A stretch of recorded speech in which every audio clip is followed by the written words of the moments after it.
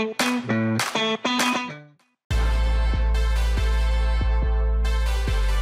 took the lead, I think, with 2K to go. And Anna and Misha, they are just so amazing because they kept on going and going and I could stay calm and it was really the perfect lead out.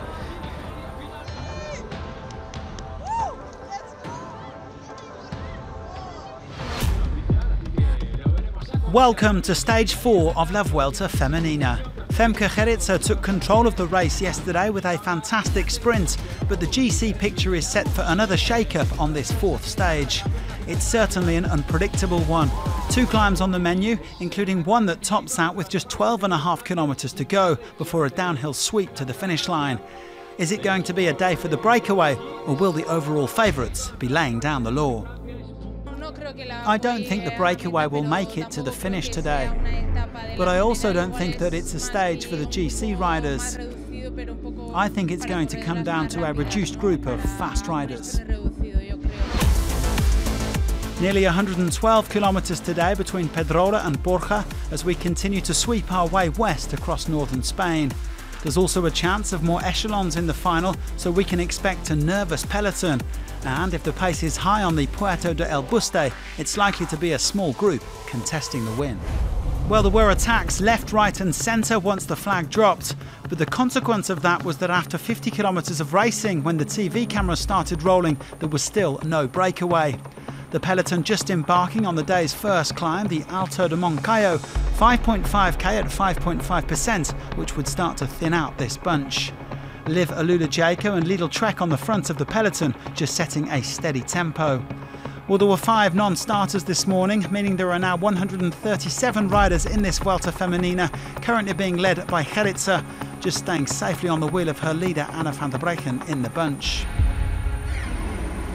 1 point. I don't ever slow up, no I don't take shit. I got no love for the fakeness. If you wanna play tough and wanna hate this, I'll always show up. I don't ever slow up, no I don't take shit. I got no love for the fakeness. If you wanna play tough and wanna hate this, I'll always show up and make a statement. I don't ever slow up, no I don't take shit. I got no love for the fakeness. If you wanna play tough and wanna hate this, I'll always show up and make a statement. Everything I do so instinctive and so passionate. Every word I move so descriptive like an adjective. I got a vendetta against people who patented being negative when you should be getting after it. I got facts over tracks, this and that. But no moves off the fronts. Well, the intermediate sprints have been lively so far this week, and today was no exception. The Dutch trio of Gerritse, Marianne Vos and Demi Follering all eyeing up the bonus seconds. Well, here comes Vos with a run. Who's going to be able to time that one? I think Vos. Oh, that was very close. Got to go to the photograph. Well, she's shaking her head. I think that was an indication that she didn't quite get there in time. Gerritse slightly increasing her lead, and it was interesting to see Follering up there. The defending champion began the day 23 seconds down, but where would she finish it?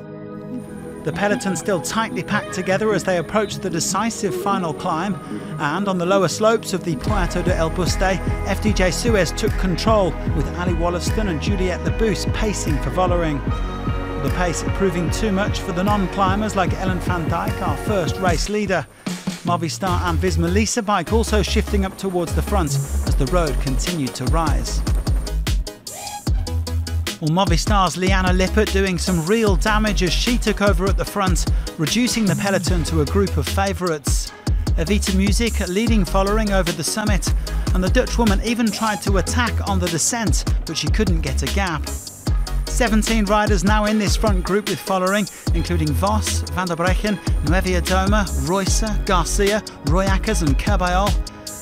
A bit further back, a chase group had formed with Pauline Ferrand-Prévot and Gerritse, who was fighting to keep hold of her red jersey.